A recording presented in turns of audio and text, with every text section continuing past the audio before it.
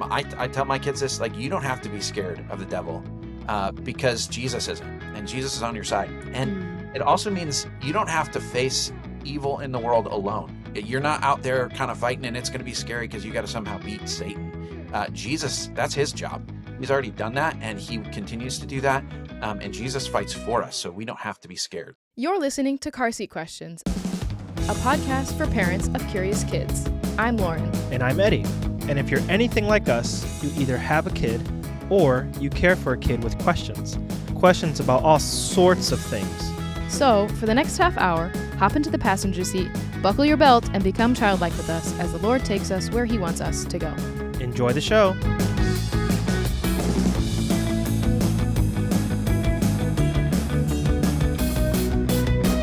Hey everyone, welcome to this episode of the CarSeat Questions podcast. Today, we're going to be talking with Clayton Keenon. Clayton, thank you so much for joining us today as we talk about a very interesting topic, and that of Satan.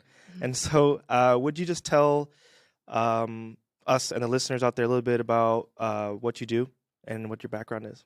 Yeah, I am a teaching pastor at Christ Community Church. That's in St. Charles, Illinois, and I have been there for about 8 years, and I spend most of my time talking with adults, but I happen to have 3 really curious kids who ask me lots of good questions, especially in the car. So I've got a kindergartner, a 3rd grader, and a 6th grader. So I love to talk with them about these things. Yeah, right now our little guy, he's kind of curious. He's not asking questions just yet, but he is blabbering to himself a lot. So I think he's going to be a big talker. He never stops talking. Yes, I'm sure we'll get a lot of questions soon. Right now, he's just learning how to pray as a family together, so that's cute. Oh, that's so much fun. Yeah, it's the best. So we actually surveyed a group of parents, and before starting this podcast, so we're like, what questions are your kids asking? We don't want to just think about what kids are asking and just, assume in our own minds what they're actually thinking. So we surveyed a group of parents. We're like, what are your kids thinking about, asking about? And a lot of questions came up about Satan. Oh, yeah. Which I guess is not really surprising because it's this kind of figure of our imaginations. And we just kind of have to assume what he's like. And we have very little actual facts about what he looks like. And we have a whole backstory. But we're also, I think, a lot of times, maybe not so much now, but at least when we were growing up, taught to fear him. And so it's okay, it's this fearful kind of character in our lives. And so I guess it makes sense that kids have a lot of questions about him. I was going back into some theology notebooks from when I was at Moody, and I don't remember what we were talking about. I think it was probably a demonology class of some kind. And I had doodled on the side, the stereotypical picture of Satan with horns and a squiggly tail. And I just was how do we get these images of Satan? Where do these, obviously it's culture, but do we have a picture of what Satan actually looks like and is like for us to imagine? Yeah, in the Bible, we don't have any of those images of the horns, the pitchfork, the tail, the red suit, all of those things, the mustache. Yes. None of that is there. I don't know the cultural origins of those things. I know they're fairly recent. So in my study of church history, that is not actually very common until somewhat recently. But when you go back into Scripture, we don't actually get a lot of physical descriptions. Obviously, there's that snake in the garden, but it's not like there's a big description of that. And there are some kind of more metaphorical descriptions about Satan as a dragon and things like that. But whether that's what he literally looks like or not, it's unlikely. It's more about what he represents and what that feels like. So we don't actually have a description of what he looks like, but he certainly doesn't have horns and a pitchfork. So I'm pretty sure we're confident on that one. Yeah, I think we should take a poll and try to figure out, okay, what color do we think Satan is? Is he red, right? Or if we think he's a dragon, does he look like Smaug? Oh my gosh. So, Keaton, since we don't have a lot of, I guess, historical information, how do we talk to our kids about the origins of Satan? Yeah, that's a good question, because I think a lot of people assume the Bible just kind of tells the story of where he came from, but it doesn't just spell it out. So most of the things we know about where Satan comes from are reading between the lines. in passages that are really about other things. What we do know is this: God made Satan good. He didn't make him evil, and that's one of the things that kids often wonder about, but just like everything that God made good things, and whatever went wrong because those creatures chose to go wrong. So when we talk about Satan and kind of how he rebelled against God, we don't just have like the story out there. There's little bits and pieces, hints of things. We know that Satan was, a spiritual creature that God made to help run the universe behind the scenes, kind of like angels, the kind of that category of spiritual creatures. But at some point, he decided he didn't want to just kind of work for God. He wanted to be in charge. And so what he does is he attacks the people that God had put in charge of the world, which are Adam and Eve, and tries to get them to do what he wants them to do so that he can be the one who's running the show. But beyond that, we don't have the backstory narrative that we want. We just know that God made him good, and at some point he decided he just like humans did, he didn't want to serve God.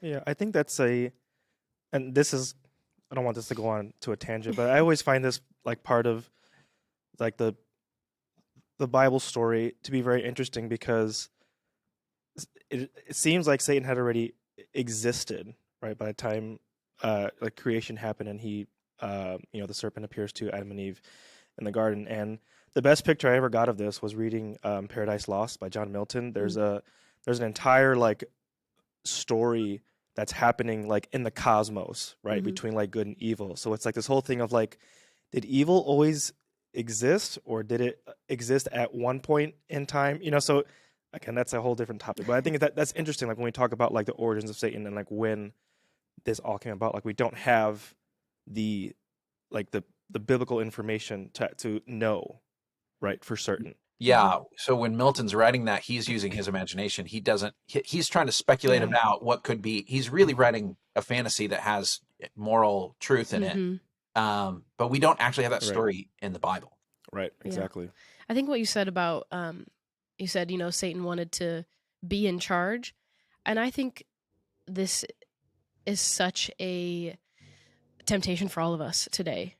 Like to be in charge, to like be the leaders of our own lives, to, be the leaders of whatever company we're over or whatever, and not follow Christ. And it's like such a big warning to look at, like, I guess you could say, like the life of Satan, and to see like what that kind of pride and desire can get you into. It's really interesting to think about.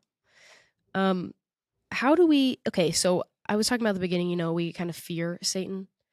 Do you think that we should talk to our kids about having fear of Satan, or how should we go about this? Sometimes kids just kind of develop fears of their own, even if we're not trying to impart that to them. How do we talk about kids and a fear of Satan, or how we should think about him? Yeah, I think with kids especially, but I also find this in adults, but with kids especially, that sense of fear is really the biggest challenge. I mean, kids are scared of lots of things. They're little. The world is not in their control, and they don't understand a lot of it. And when you put, essentially what sounds like a big scary monster out there, and you say that they're real, that's pretty overwhelming for kids. But what's interesting though is the Bible never tells us to fear Satan. In fact, the Bible tells us again and again, do not be afraid, do not be afraid, do not be afraid. And the reason for that is not because Satan is not powerful or bad or whatever, but it's because Jesus has already defeated Satan.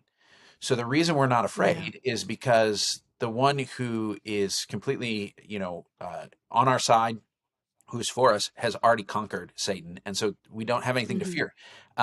Satan is no longer some big, bad, unstoppable force. He's a defeated enemy, and he's throwing tantrums. So, it could cause problems, but it's not something ultimately to be afraid of. I also think that there is a misconception, and I think this is true among adults too, about what Satan is doing most of the time. I think that he is often presented as kind of a monster or a ghost from a scary movie. And we think that the main thing he's trying to do is scare us or hurt us, like the monster, like the ghost.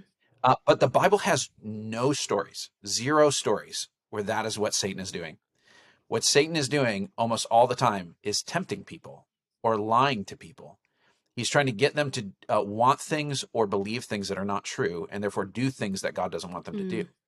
That's what he's doing with Adam and Eve in the garden. That's what he's trying to do with Jesus in the wilderness.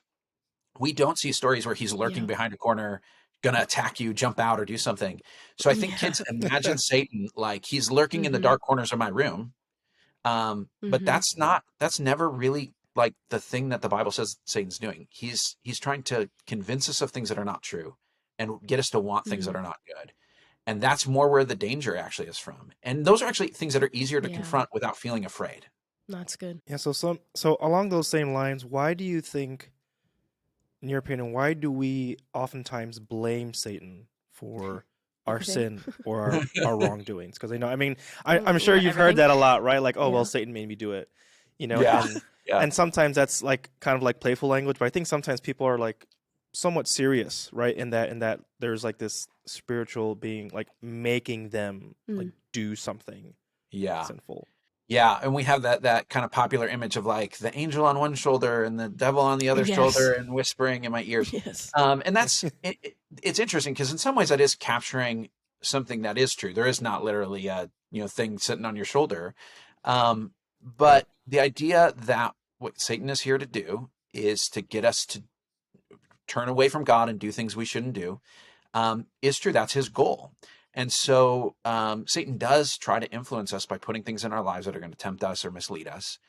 But at the same time, the Bible is always really clear. Our decisions, our choices to sin or not sin are on us. And so while there may be pressure, there may be temptation, we can never offload responsibility. Like in the Garden of Eden, this is actually what happens, right? Like God says, Adam, what'd you do? And Adam says, well, Eve tempted me. He says, Eve, what did you do?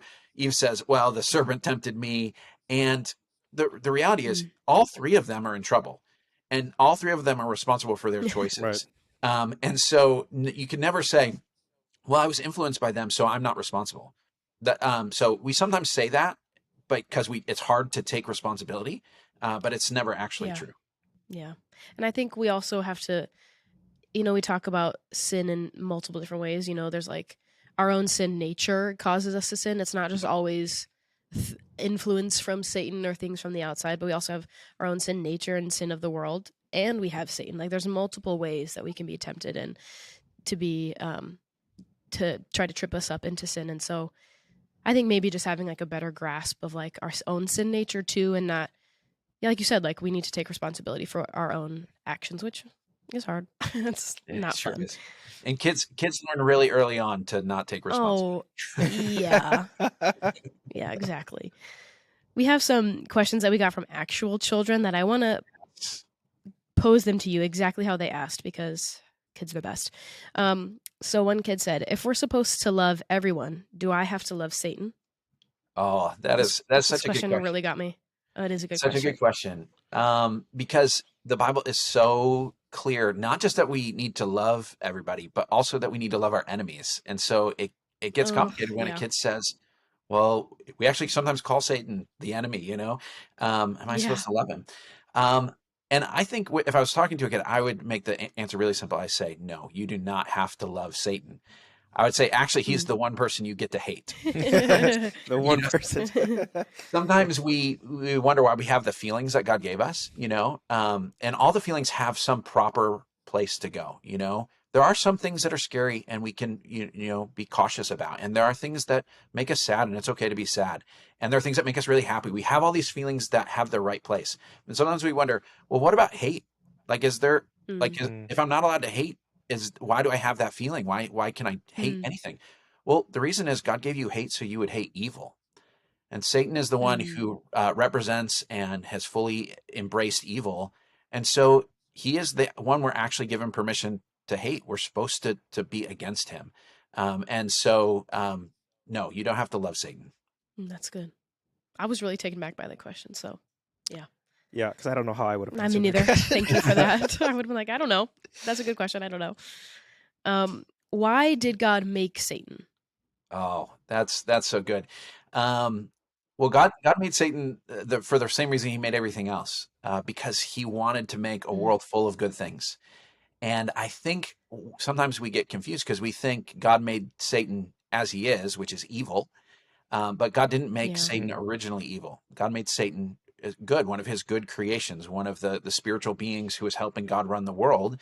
And so God made Satan because he had a good purpose for him, but Satan chose to turn against God. So God didn't make Satan to be the bad guy. He made Satan to be a good guy, but Satan chose to become a bad guy. I love this next question because it's so honest. And sometimes like I feel like as adults we don't maybe think out loud this way, right? Because like of how maybe like absurd the question is. But this question is like, why didn't God destroy Satan in the garden so humans didn't have to deal with this sin problem? I'm not trying to deal with it either.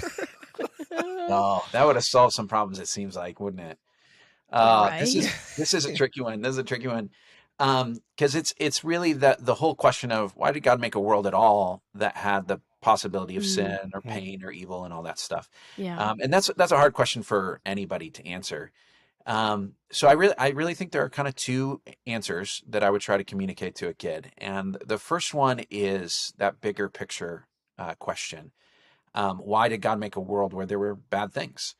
And the simple answer is this: God made a world where it was possible for us to choose either to love or not to love God, to choose whether to do the right thing or the wrong thing. And God doesn't want us to just sort of automatically have to do the right thing, because then it's not actually the right thing. So on my phone, Siri on my phone, I can ask Siri to give me a compliment, and Siri is programmed to give these witty compliments to me. But I don't take that very seriously. Siri's compliments don't make me feel good about myself. They don't feel meaningful to me because I know Siri had no choice but to give me that compliment. God isn't interested in that from us. He doesn't want to just say, you have to love me just because. He wants us to want to do what's right and love him. And so God made a world where there were choices between good and evil, sin and following God. And so Satan was given that choice. And then humans were given that choice. And the truth is, even if God got rid of Satan before that serpent came to Adam and Eve, if he stopped them, we would still have to face the choice, and we would still have some form of temptation. There would still be some decision to either do the right thing or not. So at one level, that's why. Satan or no Satan, there would still be the possibility of bad things in the world. The more specific answer is this. God actually did do something to stop Satan. He actually put some guards in that garden, some people who are there to protect the garden and keep out all evil things. And you know who that was? Yeah. Adam and Eve. And they didn't do their job. So the question is, God, why didn't you do something about Satan? The question is, humans, why didn't you do something about Satan? You were in charge of the world. Adam and Eve were the king and queens of creation. They were made in God's image to run the world. And when the enemy shows up and says, I'd like to do things different, it was their job to say, get out of here. And if they had done that, the garden would have been protected and the world would have been protected, but they didn't. And so it's not that God didn't do anything. It's that the people God put in charge to do something, they didn't do anything to stop Satan. And so that's not the easiest answer to digest, but I think it's probably the true one. Yeah.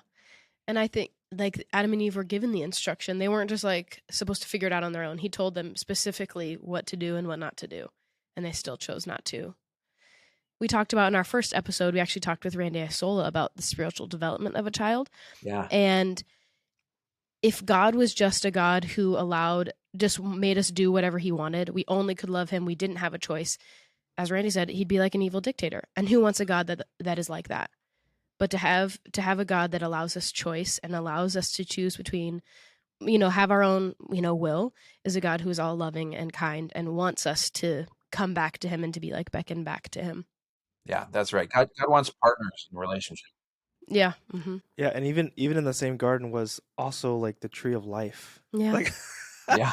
the tree of life was also there. So yeah, it's just I think oftentimes we don't think about like, hey, like Adam and Eve, they were given the charge to like protect the world, and as we know, they didn't do a really good job. Yeah. And Clayton, you had mentioned a misconception about Satan earlier. Yeah. Do you think there are other, and you can just name one? Are there other misconceptions about Satan, like in today's Yeah. world or today's culture? Well, I actually have a handful of little ones here. One that might surprise Yeah. people is we don't actually know Satan's name. So a lot of people think Satan is his name or Lucifer is his name. Yeah. Lucifer is Mhm. not a word in the Bible. It's a word from a translation of the Bible that was never actually used to describe Satan. So it got confusing at some point. But even the word Satan, it means accuser. It's like more of a title. It's someone who, brings a Hmm. charge against someone saying you're in trouble. So we don't actually know his name. And so we kind of use titles, the Hmm. enemy, the evil one, the accuser, that sort of thing. And Satan is just the Yeah. Hebrew word that means accuser. So that's one misconception. Another one is this. Hmm. I think a lot of people think that Satan is kind of the king of hell. Like he's in charge, like it's his kingdom and he's in charge of hell. Um, Yeah. like you see Yeah. cartoons or whatever, and he's like in charge of whatever's going on there. Um, the reality is hell is Satan's prison. So Jesus actually says this. He says this was prepared for the devil and his Mm. angels. Like the evil forces are supposed to go there, Yeah. and he doesn't want to be there at all. So he's not king. He's a prisoner there, and so Hmm. he's trying to avoid being there, and that's ultimately where he'll be sent. But he doesn't. He's not in charge, and he doesn't want to be there. So that's a misconception. The other one, and this one I think is more important, especially for a kid, is I think a lot of people think that Satan is sort of like God, but just the bad version. And Hmm. because of that, he's got all the Yeah. powers of God. He's everywhere. He knows everything. He can read my mind. He's can control whatever. And that's simply not true. Satan is not everywhere. He doesn't know everything. There's no indication in the Bible that he knows our thoughts. He's not inside our head. And I think those things, especially for a kid, can be the really scary parts. Yeah. Um, and he's not God's equal. He's a limited creature. He may be Hmm. powerful in some ways, but he is not like God. And I think that's important for kids and for adults to really understand. Yeah. No, that's really good. Yeah, I have definitely pictured Oh, me too. Satan sitting on like a very evil, sinister throne. Yeah. I mean, The evil king. Yeah. yeah, but I mean, Clayton, that's really good as a reminder. Like he's not like reigning over anything. Mhm. He's a prisoner, Yeah, right? that's And really good. hell is where he's going to eventually end up forever. Makes me feel better. What is one thing kind of opposite of that? What's one thing that you would want every child to know about Satan or even evil? Yes, yes. The biggest thing is this: Satan can't beat Jesus. I think Mm. that is so important. Satan can't beat Jesus. In fact, Yeah. Jesus has already beaten Satan.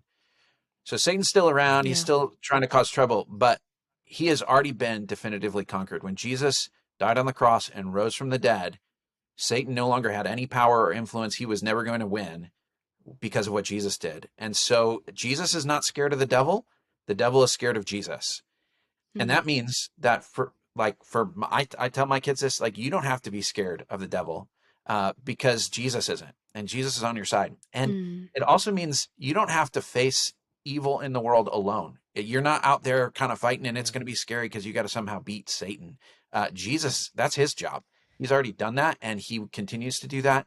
And Jesus fights for us, so we don't have to be scared. So Mm. that's my big thing. Satan can't beat Jesus because Jesus has already beaten Satan. Yeah. Amen. I think maybe it's even kind of helpful to picture him as more of like an annoyance than like this person that is like powerful and like ruling in our lives, that he's just like annoying and we have to deal with it, but like to keep pushing it off, you know? Right. Yeah, I think sometimes we give him like too much Yeah. credit, right? Mhm. Or again, we just picture him as this like ultimate like powerful Yeah. being, and that's not necessarily true. Yeah. We don't give Rex in this podcast, but I'm about to. Producer, I'm about to. I think everyone should read Screw Tape Letters by C.S. Lewis. That's It just right. is a helpful kind of like picture into like, what does it look like? And what does it look like for these, Satan and his minions to just like be annoying and to like come after us. But also at the end of it, Jesus is all powerful and is in control of the world, and he isn't scared of Satan. So I feel actually encouraged. I thought talking about Satan at 9 a.m. was going to be a lot, but I feel encouraged. Well, thank you, Clayton, for joining us today and for taking on this big kind of subject that maybe a lot of people wouldn't. We really appreciate your time and for jumping on here with us. Yeah, happy to do it. It's fun to be a part of the conversation. Thanks, guys. And then with Clayton, with all of our episodes, we like to end with a benediction. So I'll go ahead and read it and send us off. To him who is able to do far more than we can understand, may he give us the wisdom to raise our children to first love God above all else and love others as themselves. Go in peace. Amen. So thanks so much for joining us, listener. Episodes drop every Wednesday, so be sure to follow and subscribe wherever you get your podcasts, and we'll see you next Wednesday. Thanks.